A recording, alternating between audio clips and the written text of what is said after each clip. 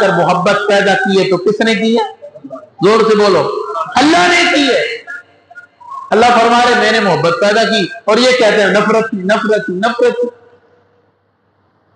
یہ قرآن نبی کریم صلی اللہ علیہ وسلم پر نازل ہوا صرف اس دور کے لیے نہیں تھا، یہ قرآن تو صبح قیامت تک رہے گا، اور یہ آیت بھی صبح قیامت تک رہے گی، اور یہ آیت بتاتی رہے گی کہ صحابہ اور اہل بیت کے درمیان محبت تھی، نفرت نہیں تھی۔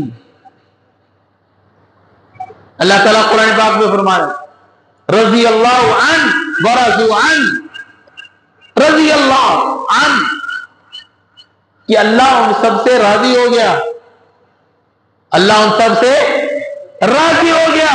رضی اللہ عنہم ورضوا عنہ، عنہم کی ضمیر بتا رہی ہے کہ اس میں صحابہ بھی آ جاتے ہیں، اہل بیت بھی آ جاتے ہیں۔ اللہ صحابہ سے بھی راضی ہو گیا، اہل بیت سے بھی راضی ہو گیا، اور وہ اللہ سے راضی ہو گئے۔ اللہ ان پہ راضی ہو گیا، وہ اللہ پہ راضی ہو گئے۔ آج تک تو صحابہ سے راضی نہیں ہوا ہے؟ آج تک تو ابوبکر صدیق پہ راضی نہیں ہوا، آج تک تو فاروق اعظم پہ راضی نہیں ہوا، آج تک تو عثمان غنی پہ راضی نہیں ہوا، آج تک تو معاویہ پہ راضی نہیں ہوا، اور اللہ ان پہ راضی ہو۔ اللہ فرمائے رضی اللہ عنہم ورضوا عنہ، میں ان پہ راضی ہو گیا، وہ میرے پہ راضی ہو گیا، اور تو ان پہ راضی نہیں ہوا، اس سے پتہ چلا تو بندہ ہی نہیں۔ تو ہم قرآن کو مانیں گے، حدیث کو مانیں گے، کھٹمل کی بات کو نہیں مانیں گے، اس جھوٹے ذاکر کی بات کو نہیں مانیں گے۔ امام الانبیاء صلی اللہ علیہ وسلم نے ارشاد فرمایا من ابغض اہل البیت فہو منافق، من ابغض اہل البیت فہو منافق، فرمایا جس نے اہل بیت سے بغض رکھا وہ منافق ہے،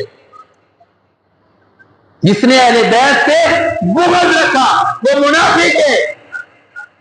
اور دوسری حدیث میں امام الانبیاء رحمت للعالمین نبی کریم صلی اللہ علیہ وسلم نے ارشاد فرمایا میرے صحابہ کی مثال تم میں ایسے ہے جیسے ہانڈیا میں نمک ہوتا ہے۔ صحابہ کرام کی حضور علیہ السلام نے مثال دی کہ میرے صحابہ کی مثال تم میں ایسے ہے جیسے ہانڈیا میں نمک ہوتی ہے۔ کیا مطلب؟ جس ہانڈی میں نمک نہیں اس کو لوگ پسند نہیں کرتے، فرمایا جس کے سینے میں صحابہ نہیں اسے اللہ اور اللہ کا رسول بھی پسند نہیں کرتا۔ دونوں کی مثال